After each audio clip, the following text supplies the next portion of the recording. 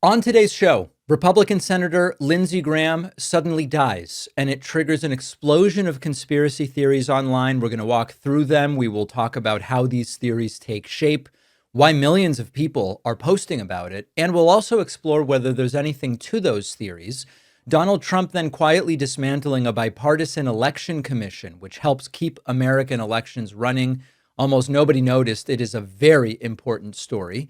Trump makes the death of Lindsey Graham all about himself and goes off completely off the rails in a bizarre Fox News interview, plus going totally nuclear on Truth Social. And we will look at the White House's latest move against journalists, which reminds me of when the Trump administration tried to get my first book delisted from Amazon. We will talk about why this is such an attack on the First Amendment at the end of the day. Plus, my friend Brian Tyler Cohen will join me to talk about his new book. A lot of books, reading, writing, not so much arithmetic, not today anyway, but we'll get back to the arithmetic tomorrow, I'm sure.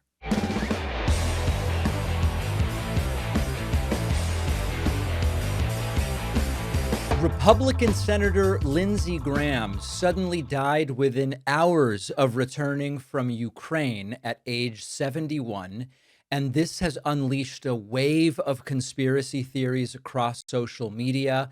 There was some mourning of the longtime Republican senator, but very quickly questions as to whether he had been poisoned have started. Others quickly took the theory even further, arguing that Lindsey Graham's death wasn't even an isolated event, that it's part of a broader pattern involving other high-profile deaths and unexplained illnesses, including the continuing mystery of Mitch McConnell's now nearly month-long hospitalization. We're going to update you on that, but let's start with Lindsey Graham. What do we actually know? Lindsey Graham's office announced yesterday that at age 71, he died after what was described as a brief and sudden illness. Now, that word illness is the subject of much discussion. This was after returning from Ukraine, which is also not an insignificant detail in the theories that are sprouting. Now, initially, we had no medical information as to what happened. According to President Trump, Lindsey Graham came back from a trip to Ukraine. Trump spoke to him by phone the previous night. Trump said Graham sounded a little bit tired, but perfect. And that was basically the extent of what was initially publicly available. That lack of detail has fueled so much speculation. Now, at that point in time, there was no public evidence that Lindsey Graham had been poisoned. But what's sort of fascinating is more than just the rumor. It's let's watch the conspiracy theories take shape. And you could see the process unfold. And the way it typically works is public figure dies unexpectedly. Official explanation is brief. Some information is missing, maybe for nefarious reasons, but maybe just because it's too soon to have additional information. And then people start collecting events into a pattern. Someone connects two dots and someone else connects those two to five more. And before long, you've got thousands or even millions of people convinced that they've uncovered something that the media doesn't want them to know. That is how it happened here. And some people online pointed to the death of Israeli television producer Dana Eden when she was in Greece overseeing production of the fourth season of Tehran. Greek authorities said we're treating her death as a suicide. She worked on a Mossad-themed TV show. There was a lot of speculation right away. Now, then others said, okay, you've got Dana Eden and Lindsey Graham, who was in Ukraine. And others then said, we've also got the death of Israeli venture capitalist Zaki Jamal during a business trip to New York. He was only 38 years old, widely known in Israel's technology sector, and suddenly died. And some commentators, I guess you could say, said, look at this cluster now, even though we don't have evidence of foul play nor a connection. But then, and I know some of you are thinking about this, we've got the Mitch McConnell situation. Former Senate Republican leader Mitch McConnell is still in the hospital. Up until yesterday, he had been hospitalized for weeks with no information as to why he was hospitalized and no proof of life.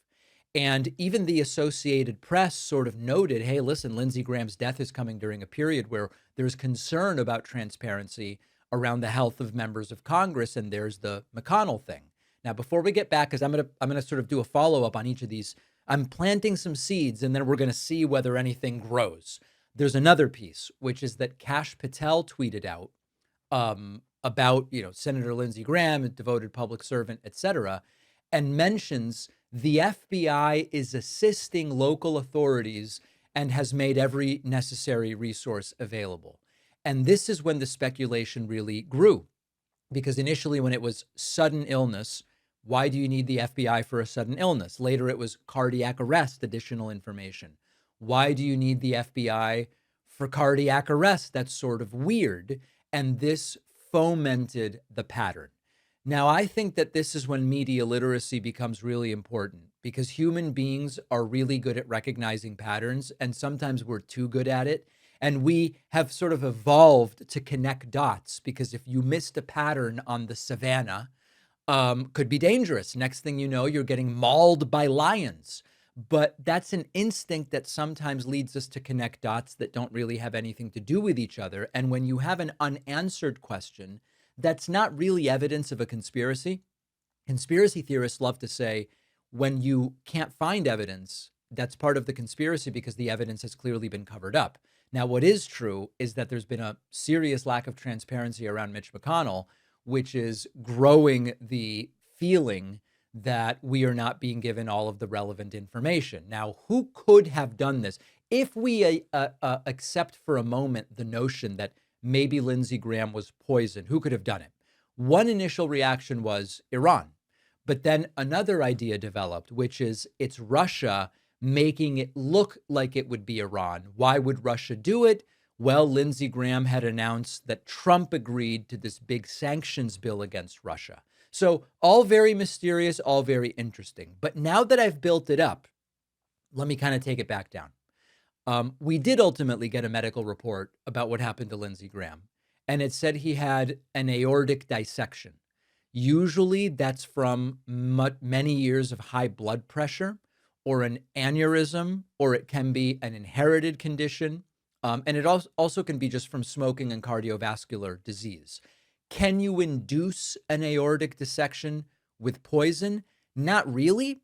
There's the idea that if someone's already predisposed to such a medical event, you could use stimulants to sort of trigger it. Like if someone took a bunch of cocaine or meth, they were predisposed to aortic dissection, maybe it could trigger it, but it's not very solid. So now that we have a report saying aortic dissection, the report would need to be part of the conspiracy. It's a fake report put out by people involved. That starts to get a little more difficult. People saying, he looked so healthy yesterday. That's kind of how aortic dissection works. You could look very healthy and then suddenly you're dead. Now, meanwhile, the Mitch McConnell story is also developing. Mitch McConnell has put out a proof of life picture with him sitting next to his wife holding yesterday's newspaper sports section. Some people speculating the newspaper he's holding looks like AI. The letters are garbled. I think the resolution is just low and it's kind of hard to read it. But unless that is also fake, if it's not really Mitch McConnell yesterday, if they've used AI or Photoshop or whatever, Mitch McConnell is also alive. So these theories very quickly deflate as we add more information. Now, I think there is an important distinction between asking questions and asserting answers. I think it's perfectly reasonable at any point to go, hey, why haven't we gotten that much information? And maybe there's a good answer, maybe there isn't. It's a Sunday and Lindsey Graham isn't married, has no kids. So it was sort of like the staff of the senator that was putting out information and it took him a few hours. Maybe that's the explanation. It's reasonable to ask, might additional facts emerge? Totally fine. What I think is less reasonable is to immediately take speculation to mean that there is foul play. And a lot of times the internet skips that middle step, and what are really just questions become assumptions, and the fact that there are assumptions are believed to be certainty. We don't have that, but as I write in my new book, Pay Attention, certainty becomes viral. If you go, listen, we have a death here. It's not a young man, but he's not that old. He is not known to have a congenital heart condition, but also he doesn't seem to have the healthiest lifestyle. That's not that interesting. If you go, he was poisoned and it's McConnell and him and it's all suspicious, that spreads very, very quickly. And that's how these narratives get constructed. So maybe we'll get additional facts about Lindsey Graham's death that will raise the level of suspicion. Maybe we won't, but right now, aortic dissection. Donald Trump did not wait a moment before trying to make the death of Republican Senator Lindsey Graham all about himself. And Trump thinks he's going to get away with it and just turn this into all about what Trump wants and the Trump policies that he wants to push. He appeared on a bunch of different shows within hours of the death of Lindsey Graham, starting with Meet the Press. And he explains, I spoke to him minutes before his death. And really, the problem, the real tragedy of the death of Lindsey Graham is it deals a big blow to the Save America Act, which is this ridiculous voter suppression bill that Donald Trump is obsessed with passing. Take a little bit of a listen to this. And I know that we are all just absorbing this news. We are all in shock. Can you tell us, Mr. President, how you received this news and your immediate gut reaction when you heard it? So what makes it even stranger is that I got a call last night sometime at, the early evening, maybe in the 7s, and he called and he said, we're all set for the Save America Act. He was pushing the Save America Act like crazy. He got back, said he just landed from Ukraine. I said, that's a long trip to make. He said, he sounded a little tired, but perfect, but a little bit tired. I had a right to be. And he was a worker. He was really a worker, but he sounded great, actually. But he actually said he was tired. But he wanted to pass the Save America Act. And I said, well, we're going to get it done, Lindsey. We're going to get it done. I'll see you soon. We thought maybe we might even meet today. And then that was it. And that was, very around the time. It couldn't have been much longer. It could have been his last call. I don't know exactly. But I got a message about 1 o'clock in the morning from one of the people at his office that he had passed away. I said, I just can't believe it. He was like a member of the family to me. It's very tough, actually. It's amazing.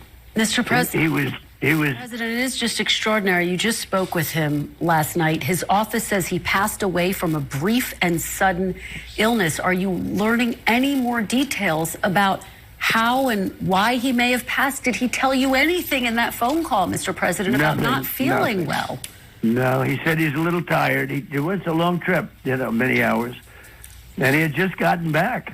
And it must have been right after that, because I understand the police or whoever it is came there at about 7:30, 8 o'clock in the evening, something like that. So somebody notified him. But no, he felt okay. I actually, on the call, he told me, Kristen, he said, I feel good, but I'm tired. He was fine. I knew him well. He would let you know if he wasn't feeling well. He had days where he didn't feel so well, and he'd let you know about it. But he was a fantastic person. He was a man who, you're going to watch, it's going to be a very big thing with him. He's going to be appreciated more now than he was when he was living, I think. And just to make that point, he had some fine moments. His moment on Brett Kavanaugh was one of the classics, I think, in the history of the Senate. We all remember when Lindsey Graham started uncontrollably screaming about the fact that people did want accountability for the allegations against Brett Kavanaugh. Really one of his best moments. Okay, so Trump, a lot about Save America Act is really what this is about. Then Trump calls in to CNN and he speaks to Jake Tapper. And he takes the period of mourning of Lindsey Graham as an opportunity to say, hey, listen, who is the we? We are trying to get CNN to go in a normal direction. What on earth? Well, I know you don't want to talk about any other issues out of respect for Lindsey Graham, but we would love to have you back sometime because I do have a lot of other questions for you, sir. Sure. We'll do that. Thank you for calling in. We're trying to have CNN go in a normal path. And we'll do that. Well, I'm on a normal path right here, sir, and I appreciate your time. Good, and thank you for calling in. Okay. Thanks a lot. Thanks so much. We'll be.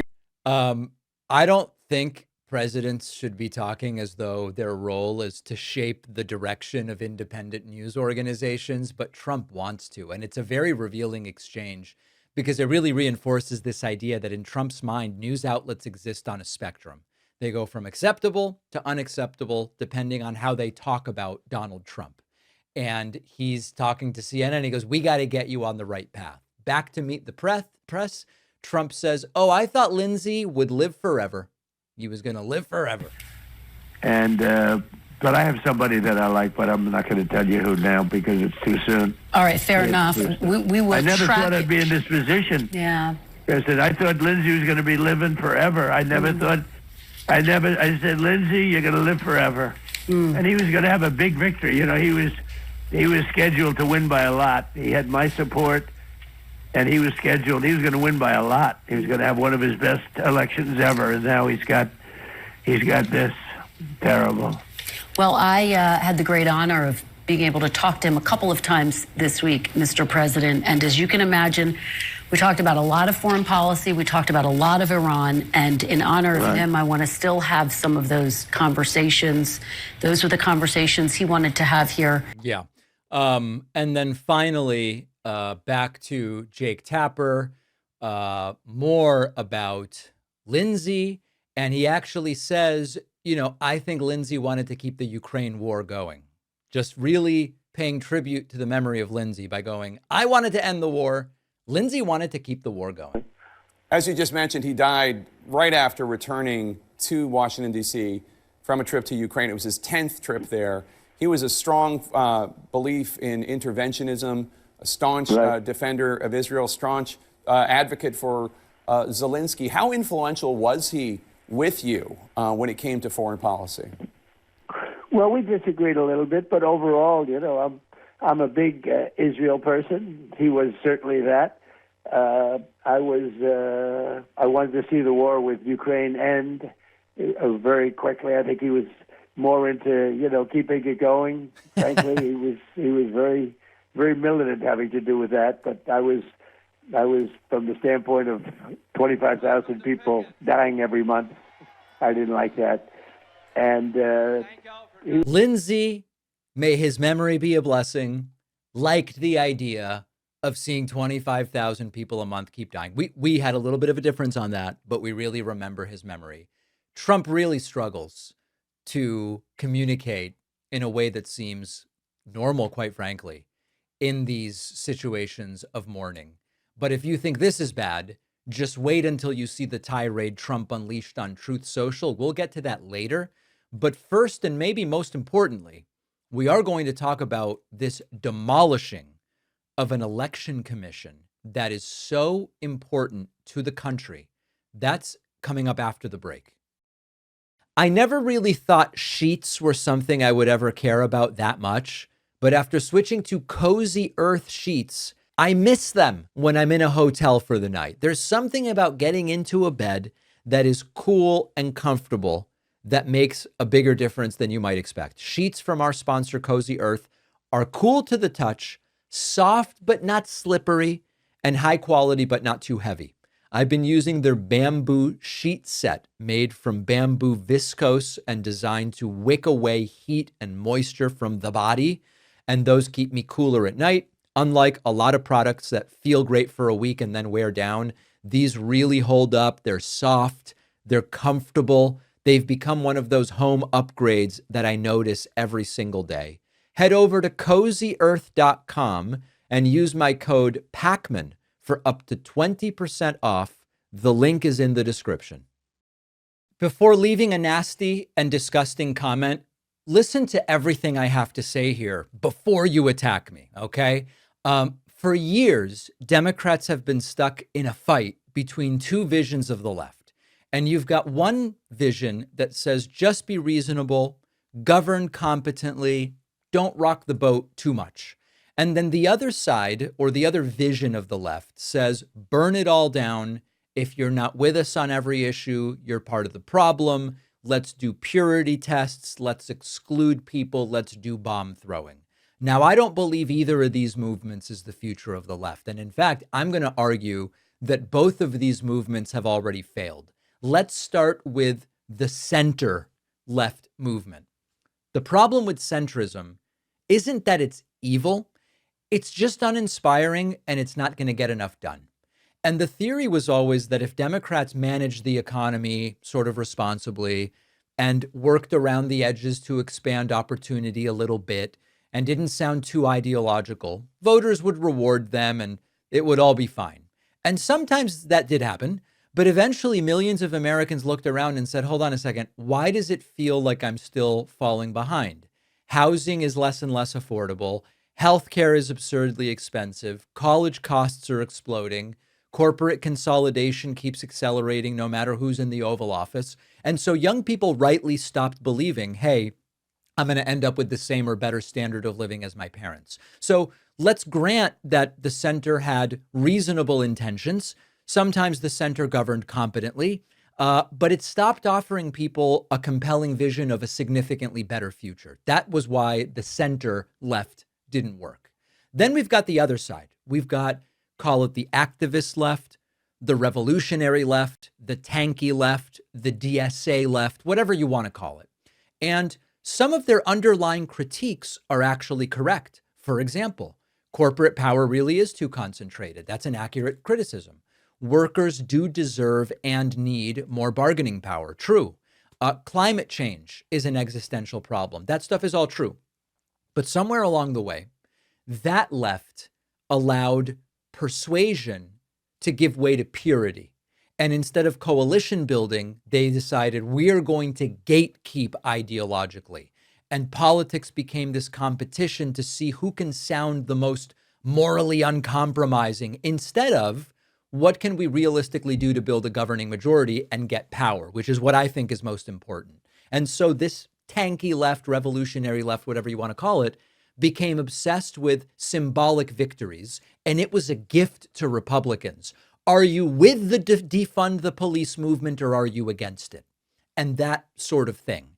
And the assumption that everyone who disagreed wasn't simply wrong, they're actually immoral, was a huge damaging influence on that movement. Even on Israel and Gaza, reasonable people can and do disagree about policy.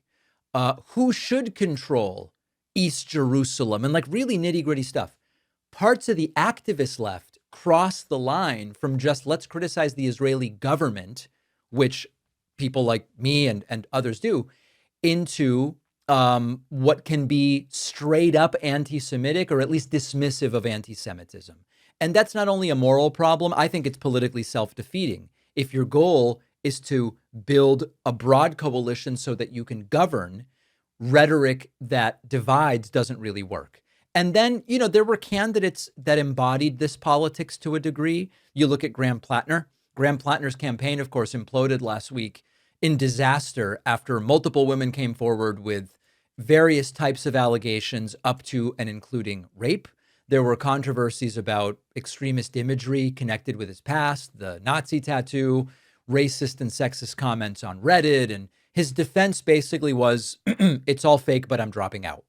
And whether you supported his platform or not kind of became irrelevant. The point is that movements that spend more time on rewarding ideological performance rather than doing serious candidate vetting often end up embarrassing themselves. And that's what happened. My point is, again, I want to get political power. I don't think it's a sustainable way to build political power. People want dignity. People want to know if I work hard, I'll be able to afford a home. I'll be able to afford to raise children and I can retire someday, go to a doctor when I need to without worrying about the expense. They are not asking, did my side win the latest argument on social media? The question is, will you make my life better? And so this is why I think the future is not centrism and it is not this performative activist revolutionary politics either. I believe the future is social democracy. It's not socialism and it is not total laissez-faire capitalism. It is social democracy, which includes markets, entrepreneurship, competition and innovation, but it also includes a healthcare system that is universal and everybody has healthcare. It includes strong labor protection and unions, housing that is affordable, We aggressively enforce antitrust to prevent and take apart monopolies. There's paid family leave. There's wage growth that exceeds inflation. There's a tax system that expects billionaires are going to contribute proportionally to their ability to do so. So this is not like a fringe ideology. It is neither unbridled capitalism nor is it socialism. And I believe that the proof is in looking around the world. Because when you look around the world and go, hey, which countries have highest standard of living, strongest social mobility, healthiest populations, happiest societies? It is the places that adhere to exactly what I'm talking about. They don't have unbridled free market capitalism, and they are not socialist countries, and they are not DSA style leftism. And I believe that that's the politics that would actually defeat Trumpism also, because Trumpism thrives when politics is about grievance and it's about outrage and culture wars.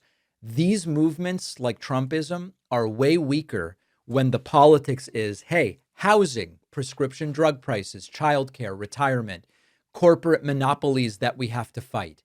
The left, I don't think, needs to become more cautious nor more radical. I think the most important thing is the left needs to become more effective. And instead of going, hey, how do we satisfy the loudest activists so that they'll shut up? I think that's the wrong question. I think it's the wrong question to say, how do we avoid offending swing voters? The question has to be, how do we make life materially better for the average person?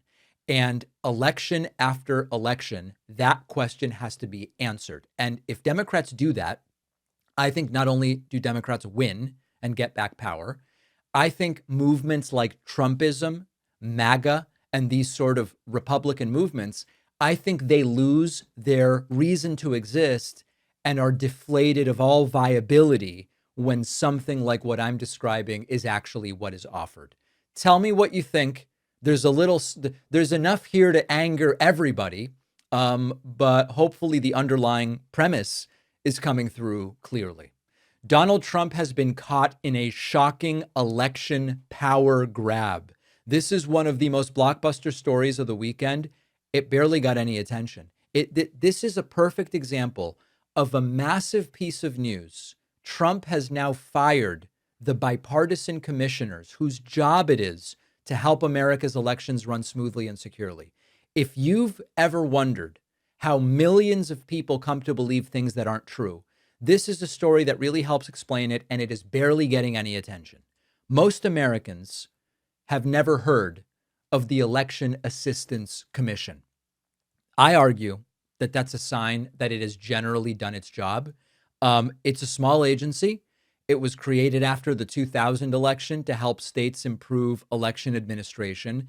It is very boring sounding stuff. We will develop standards for voting systems. We will distribute funding.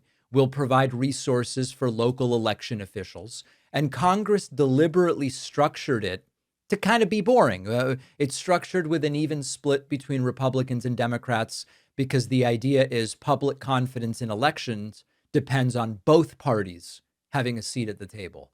And according to reporting from ProPublica, Donald Trump has fired the commission's 2 Democratic members while the remaining Republican commissioner was allowed to resign, leaving the agency empty just before the midterm elections. Now, if you ignore all the context, a president replacing officials might not attract a lot of attention. Presidents appoint people, administrations change personnel, no big deal. Who cares? But there's another question that I think is worth asking before we reinstate the context. If election fraud was truly the biggest concern for Trump, why would he weaken one of the bipartisan agencies that's dedicated to helping states run secure elections? Why would you reduce oversight instead of expanding it if you believe that we need oversight over our election systems? Why would you take a commission and hollow it out if what you want to do is improve how we do elections? Now, I don't even think those questions deserve answers. We've heard for years that election integrity is one of the most urgent priorities in this country. And we've seen Trump's years-long campaign against confidence, which makes this a big deal. Trump has said, you can't trust these elections. They're rigged. The voting machines are suspect. There's widespread fraud. If a Democrat wins, we should be suspicious and it needs to be audited or investigated. Those claims, of course, collapsed in court. When they were investigated, they fell apart. There was no credible evidence. None of that stopped the message from spreading, though. And repeating stuff is a really powerful force. If you hear the same thing over and over, the fact that you're familiar with it starts to supplant the fact that there's no evidence whatsoever. And a story starts to feel like it's true because we hear it time and time again. So when we look at the pattern here, this goes way beyond politics. This is one of the reasons that misinformation is so effective. Rarely do people wake up and say, I think today I will reject reality. The way it works is over months or years, they absorb these narratives because they're repeated over and over again. They hear from supposedly trusted voices and experts and their social reinforcement. And you see everybody on your Facebook publishing that the elections are rigged and rigged and rigged. And this is a topic I deal with significantly in my new book, Pay Attention. There's this theme about how thoughtful people, these are not dumb people, these are not people who don't care, thoughtful, smart people end up sincerely believing claims that do not withstand scrutiny. And I explore why that happens in the book, how our brains process information, how can we better separate something that I'm hearing many times from something that I actually have evidence for. Now, if that sounds interesting, and I think it's one of the most important issues in our politics today, please do pre-order a copy of the book. The pre-orders really make a difference. Barnes & Noble will decide how many copies do we buy. You can get a limited number of signed copies at davidpakman.com/attention. And remember that no matter what type of copy you pre-order, you can get this specific copy that's on my shelf if you submit your receipt to info@davidpakman.com. Now back to the commissioners who were fired. The commissioners who were fired can eventually be replaced, but that's not really what this is about at this point in time. The circumstances Americans have been pounded with over the last 6 years are that the 2020 election results were bogus. Any election that Democrats win, you should be suspicious of. It was rigged. It's all rigged, and it's all rigged against MAGA, and we need more oversight. Cool. Well, we had a commission that was set up to do that. And what did Donald Trump do? He went in and he fired the 2 remaining Democrats and allowed the Republican to resign. Forget about every other aspect of this. If you believe we need more oversight into elections, you don't gut the agency that is providing resources to do oversight over elections. That's the bottom line. This is a huge story, and it is just not getting the attention that it deserves. Let's talk about authoritarian movements.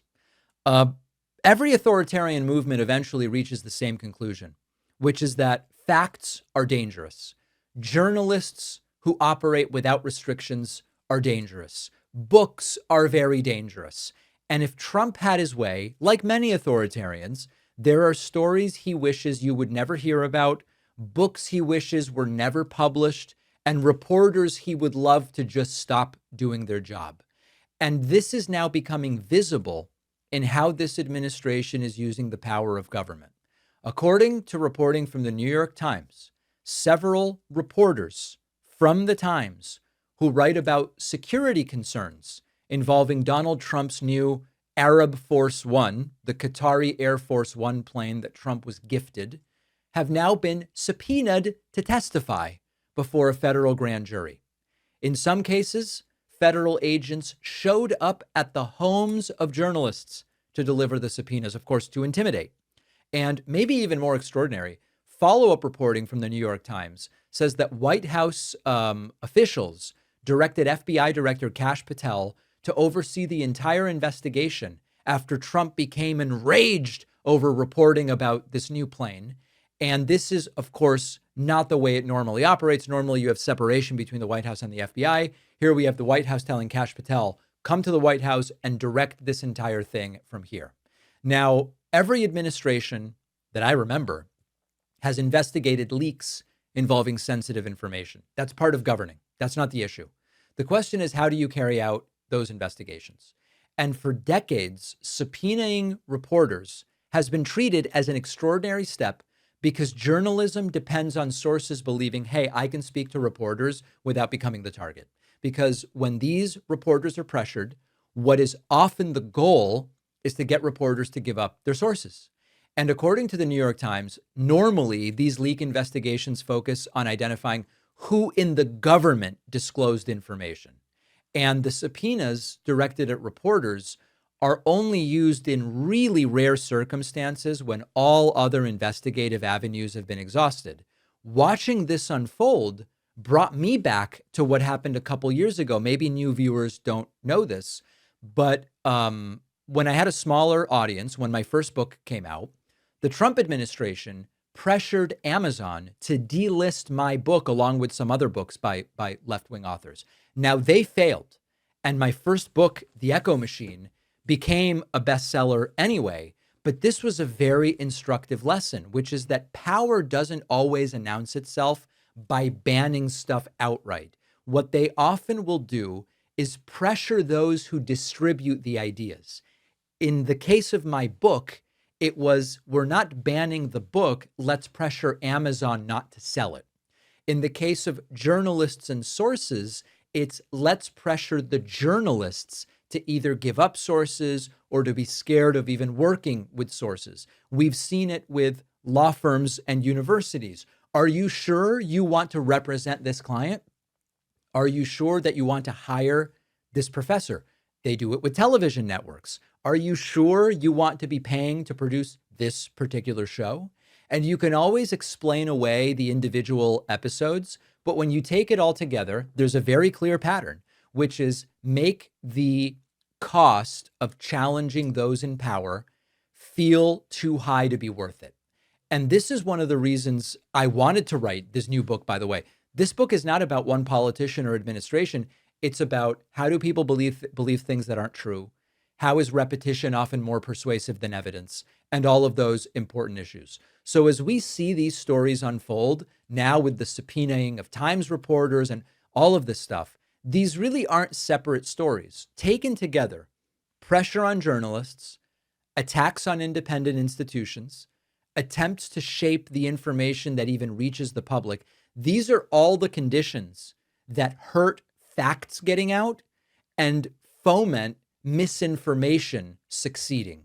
And when fewer journalists feel free to investigate, when fewer sources believe that they will really be kept safe if they communicate with reporters and all of this stuff, the self-censorship leaves a vacuum where false narratives easily can fill it. So we are now in a situation where I think more than ever, if we're going to have a healthy democracy, we have to have citizens with access to competing ideas. We have to have independent reporting. There must be rigorous investigations. The interview last week that I did with the authors of Regime Change, Maggie Haberman and Jonathan Swan, that's not always the type of interview that performs well and the audience is interested in, but it did really well. And I got so many emails from people saying, David, I had sort of forgotten about good old-fashioned investigative journalism. They did investigative journalism for years. They did the work. They have sources. They corroborated. They published it. And not those two New York Times reporters, but now others are being subpoenaed for their reporting about what, quite frankly, is at least potentially a security risk, Trump taking a supposedly free plane from Qatar. If we lose investigative reporting and competing ideas and all of this stuff, the people left deciding what's true are almost always the people with the most power. And right now, that's Donald Trump, and that is absolutely terrifying.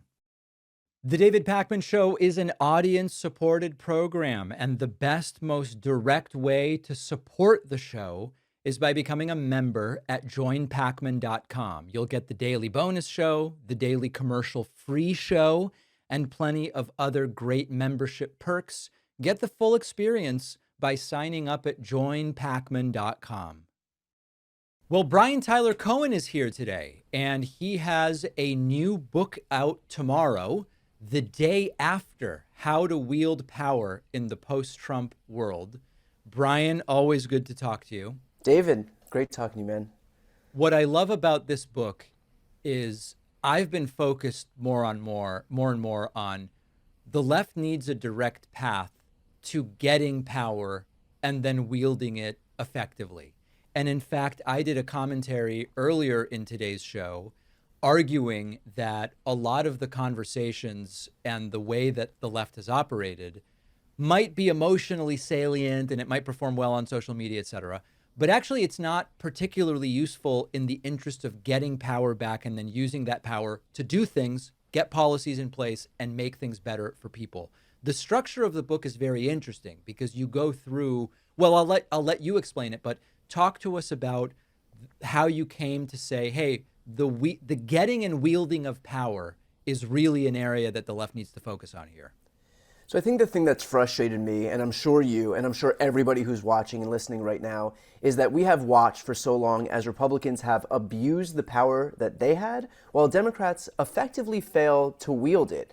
And so there is this massive asymmetry there, and we have seen that present itself in a myriad of different ways. I think the most salient being the fact that Republicans redrew the rules for how to sit a Supreme Court justice. Obviously, right. Merrick Garland wasn't allowed to have his hearing for almost a year. Meanwhile, Amy Coney Barrett was allowed to be sat 5 minutes after voting already began. So we have seen this massive asymmetry. And so what I try to do with the book is lay out a blueprint for Democrats to actually wield power once they have it. Because frankly, it's not good enough to just get caught trying or to notch symbolic victories or messaging wins.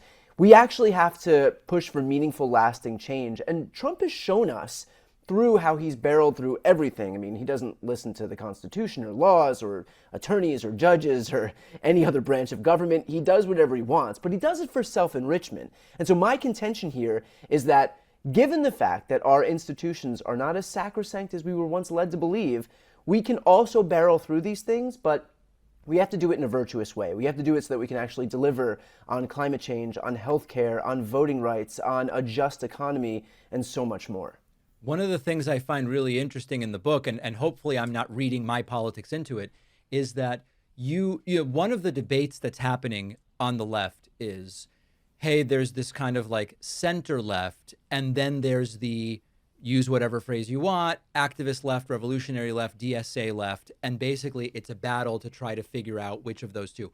My view is, I think actually the path forward is the path of Northern Europe and its social democracy. It's not that timid centrist stuff, and it's not the DSA revolutionary left either. What I think is interesting about the book is while I don't think you say it explicitly, the policies and the ideas that you kind of point to do seem to kind of be pointing in the direction I'm talking about. Correct me if I'm wrong.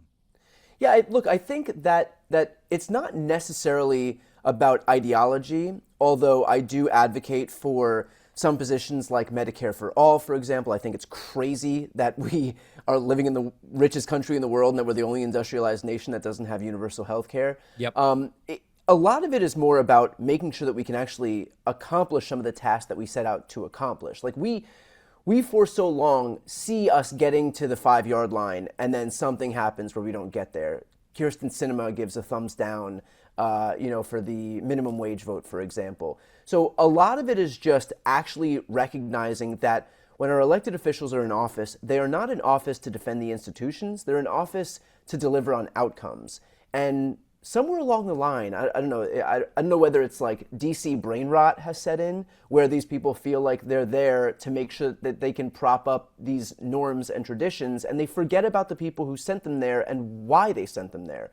Now, you can also make the argument that the same thing is happening on the right, that there's obviously no instance or evidence that the right is delivering for their constituents, but the reason being is not norms and traditions. The reason being is that they had no intention of actually delivering. I mean, Trump had offered up kind of a smorgasbord of promises to his supporters, from lowering costs and releasing the Epstein files and preventing foreign wars, and now we're in a situation where costs are higher, the Epstein files are still suppressed, and we're engaged in a brand new war in the Middle East for 4 months. They never had any intention of delivering on those things. That's the difference. Democrats, while they may be well-intentioned, will let any speed bump block them, and that's what I'm trying to argue against.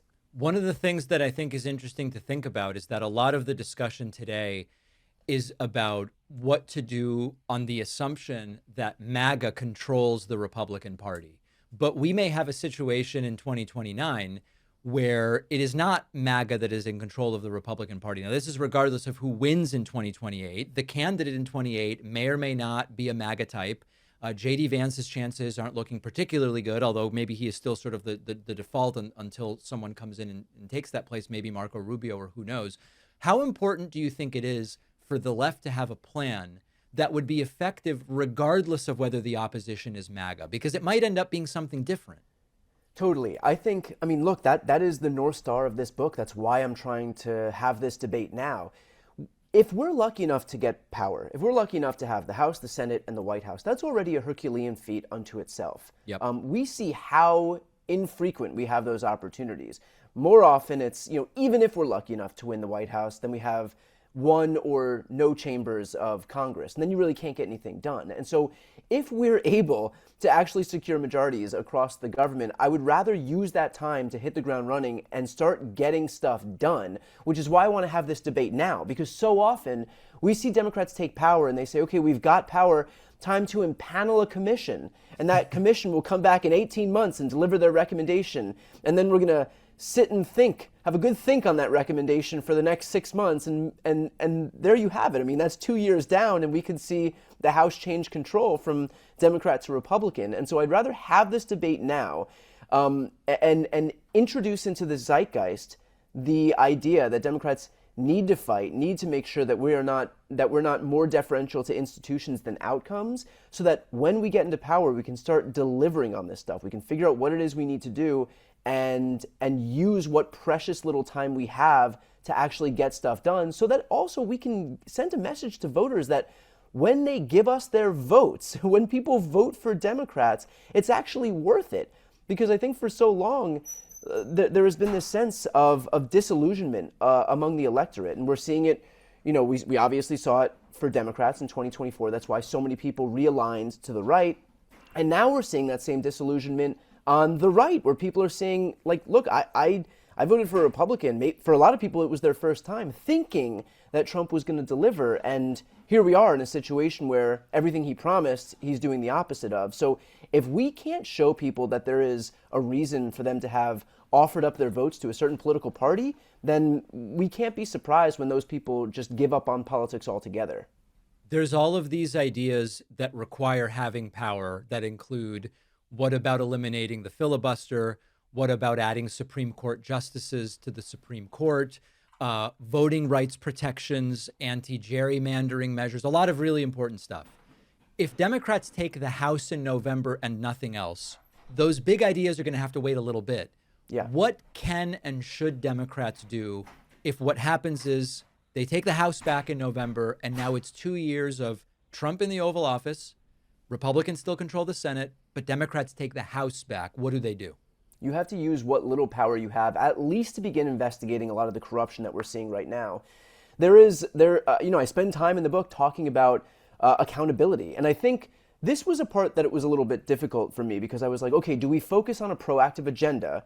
Because there are a lot of people who don't care about, the minutia of politics or holding somebody to account. What they care about is that the government is delivering for them. What they care about is that they can afford their rent and to put food on the table and to get medicine or health care for their family. Like, that's what they care about. They don't give a shit when they turn on, CNN and watch the back and forth of the usual partisan food fight. Yep. At the same time, there are a lot of people who recognize, I think rightfully, that if we don't have accountability for the corruption that we're seeing right now, then you can't have a functional government. And so you can't trust that, for example, this won't happen again if you fail to hold people accountable for their criminality. You can make the argument, and I do, that the reason that we're seeing so much corruption in Trump 2.0 is because the Biden administration, Merrick Garland, refused to actually wield the levers of power in a virtuous way against Donald Trump when he was engaged in all of his criminality. And so Trump got this idea, and I don't blame him, that he can act with impunity. So you have to be able to walk and chew gum at the same time. If we're in a situation where we only have the House, for example, and obviously you can't pass legislation if you've only got the House, so that's fine. use what power you have to at least begin investigating all of the rampant corruption that we're seeing right now, whether it's these Trump kids and Trump family members getting massive military contracts, whether it's these short sales that we're seeing on an almost daily basis where a bunch of stocks are sold and then 5 minutes later Trump makes an announcement that sends the stock market plunging or surging. Yep. So this stuff is happening in broad daylight, and I think there is this sense from Trump-aligned figures and Republicans that, like our guys are in office right now, we don't have to worry about any of this, but they should have to worry about that, because when you just kind of flout the rule of law in the way that they're doing right now, with this sense that nothing will ever happen, that's what gives rise to the lawlessness that we're seeing in government right now. And that's frankly why people give up on government when they see that there are two tiers of justice, which, by the way, is something that Republicans themselves ran against in 2024. Do you are there potential 2028 Democratic contenders that you think would adopt this structural approach that you outline in the book? I do. And the interesting thing about that is, first of all, I think that they have to. I don't think that there's going to be an appetite for what Joe Biden did in 2020, where he said, okay, what we're looking for is a return to normal. There is no more normal. Like that, not only is there no more normal, but frankly, a return to status quo politics is expressly what people have been voting against across the country. It is expressly what voters repudiated in 2024. And so the notion that we're going to run somebody who's going to usher in like a bygone era of compromise and bipartisanship and kumbaya, I think is really misguided. And I think whoever chooses that lane is going to find that out pretty quickly.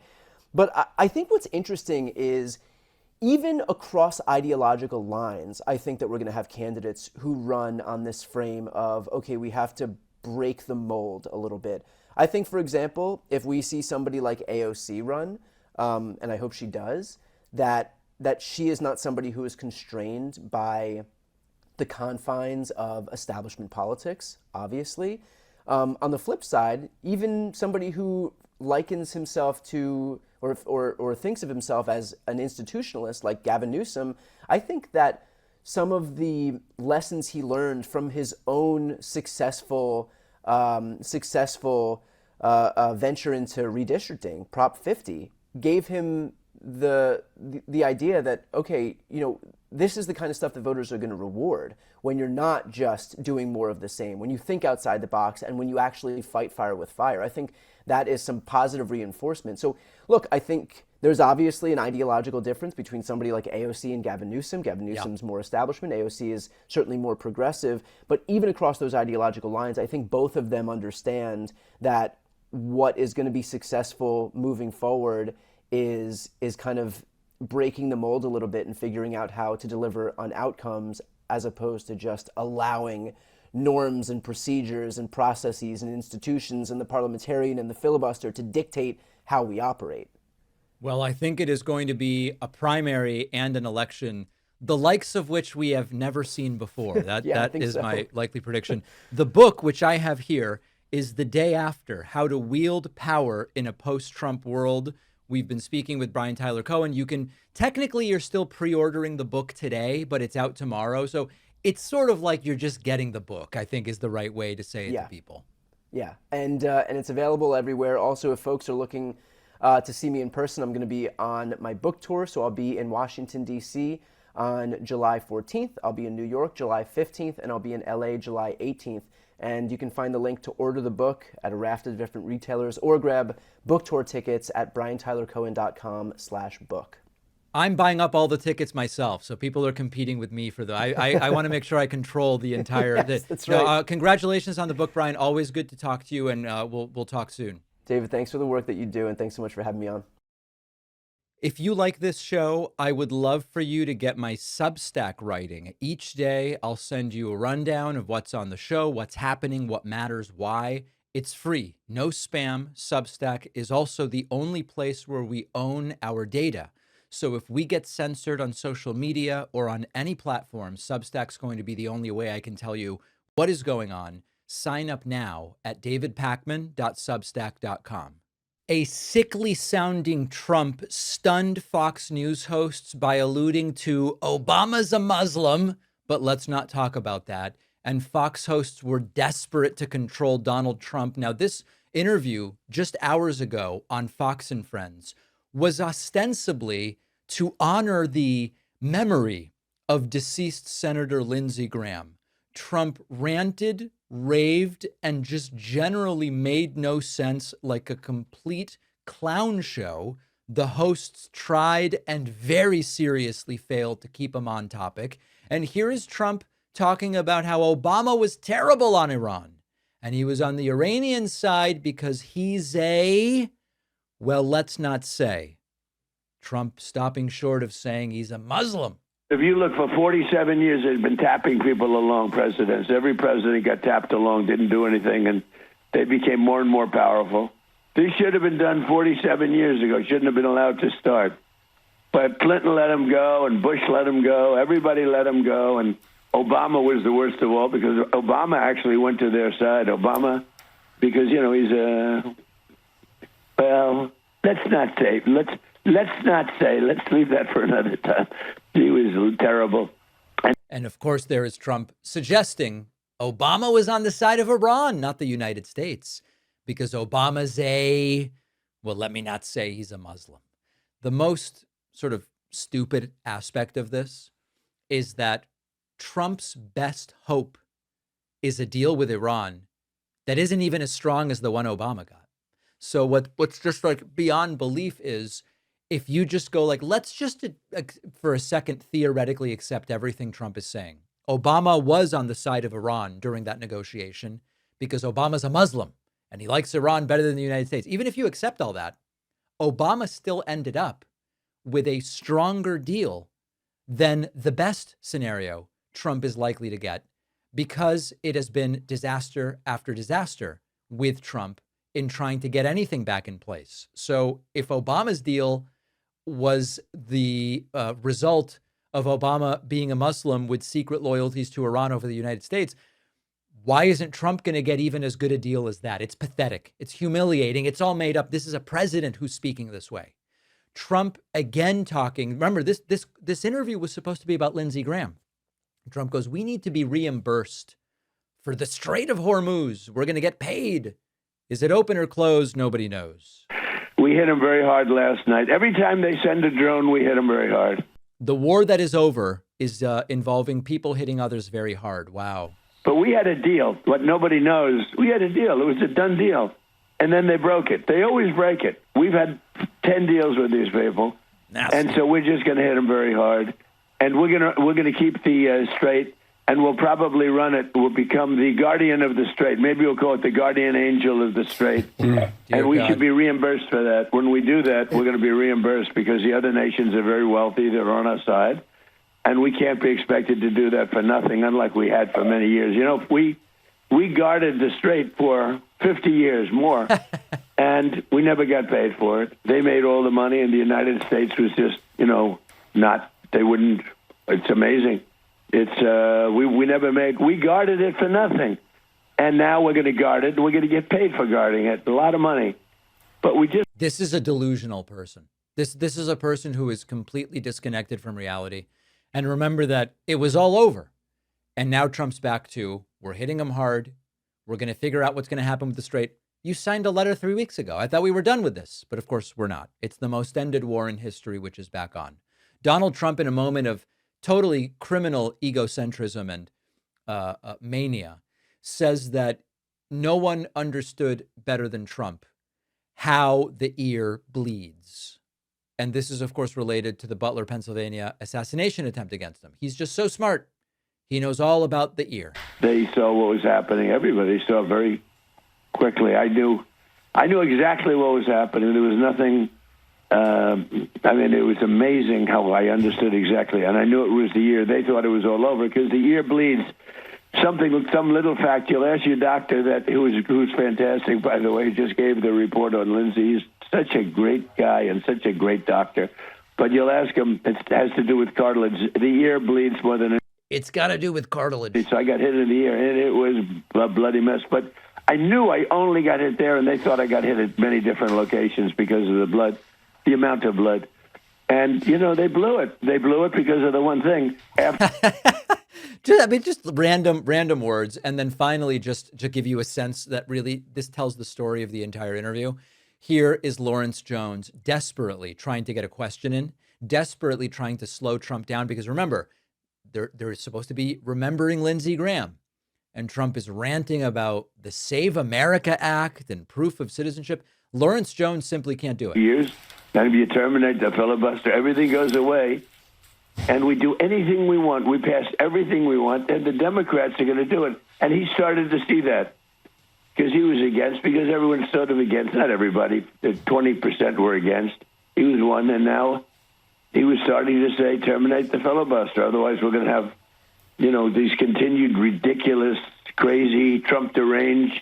They're Trump deranged. These people suffer from a very fine disease known as Trump derangement syndrome, and he was seeing that. And Mr. President, so did you notice he was really come a long way on the terminating the filibuster, which is the single smartest thing we could do, because then you'd get everything. That's bigger. But even if we took the small loaf, and the small loaf is the Save America Act, and it's very simple. It's voter ID. Right, I'm not going to play the full 14 minutes. Narcissistic sociopathy, not an overstatement for what is happening. The death of a senator, and it's all me. Lindsey was with me on this, and he wasn't so much with me on that, but it's okay because then we figured out this other thing. Endless. And if you think the interview was bad, just wait until you see what happened on Truth Social. Donald Trump completely unraveled on social media with a meltdown for the ages. Now, I want to communicate to you the insanity of this without subjecting you to reading walls of texts. So let's just start looking at these Truth Social posts from the president, and then we'll skip over important parts of it so that we don't cause the audience to stroke out. Trump posting, quote, "It's incredible. I win the election in a landslide." By the way, this is apropos of nothing. He's out of his mind. "I win the election in a landslide against the entire Democrat Party and almost 100% negative news. I won 86% of the counties in America." Remember that there's very few people in the counties that he won. "Won the Electoral College 312 to 226. Was the first Republican in decades to win the popular vote and decisively won all 7 swing states. All 50 states shifted towards the Republican Party for the first time ever. And I had to run against not one candidate, but 2, Sleepy Joe and Kamala, which has never happened before, against almost 100% negative press and fake news. All of them willing to do anything that I lose. And yet, especially Maggot Hagerman, one of the most unattractive people in the news business, and her lightweight assistant, Jonathan Swan, and the failing New York Times itself, which spends all of its energy on negative stories about me. All I do is win, often against all odds, but after the big election success, there's no, gee, he won, he did a great job. There's no saying, maybe we were wrong about him, the people were right. Or maybe, congratulations, we wish you great success for our country. No, but after I won the election for the 3rd time, the same people start immediately all over again. The failing New York Times. Okay, it goes on and on and on. What is this really about? Is there a request for a policy change here? Is there any, and by the way, then he goes into all caps with Trump is the best political athlete of all time. Congratulations. Is there anything here that would substantively make the lives of the American people better? No.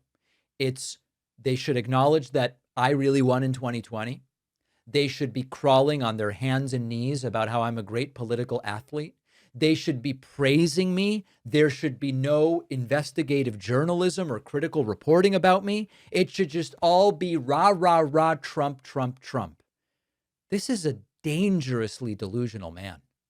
We have gotten so desensitized to this that it might not seem as crazy as it should. I know it still seems crazy.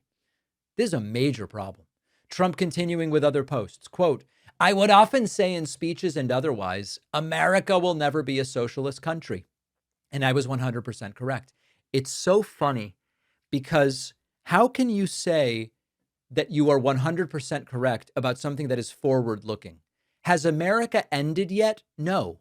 Therefore, how can you say that America will never be a socialist country? And you were correct. It could become a socialist country next year. I don't think it will. Or in 10 years. I don't think it will. Or in 100 years. Maybe it will in 100 years. Who knows? Trump not placed correctly in space and time. Okay. Trump continuing on another post.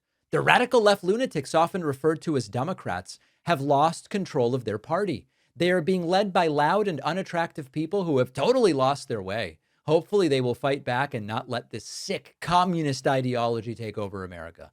There's definitely some socialists, DSA and others. I'm not really seeing communists, I've got to tell you. This is a dangerously deranged individual. And as Brian Tyler Cohen said earlier in our interview, the left needs a plan for getting power back. And it has to start with winning at least the House of Representatives and sending these people into investigation and subpoena purgatory for the last 2 years of Trump's presidency. If we can't even manage to do that, we're in trouble. Now, who will replace Lindsey Graham in the Senate? We'll talk about it on today's bonus show. We will talk about the New York City Mayor Zohran Mamdani adding neighborhoods to New York City's immigrant enclave list after perceived snubs, and an effort to help smokers quit is stalling under Donald Trump. All of that and more on today's bonus show. Get the bonus show. We are supported directly by our audience. Becoming a member confers great benefits, one of those being access to the bonus show. You can sign up, pick your pleasure at joinpakman.com or at substack.davidpakman.com.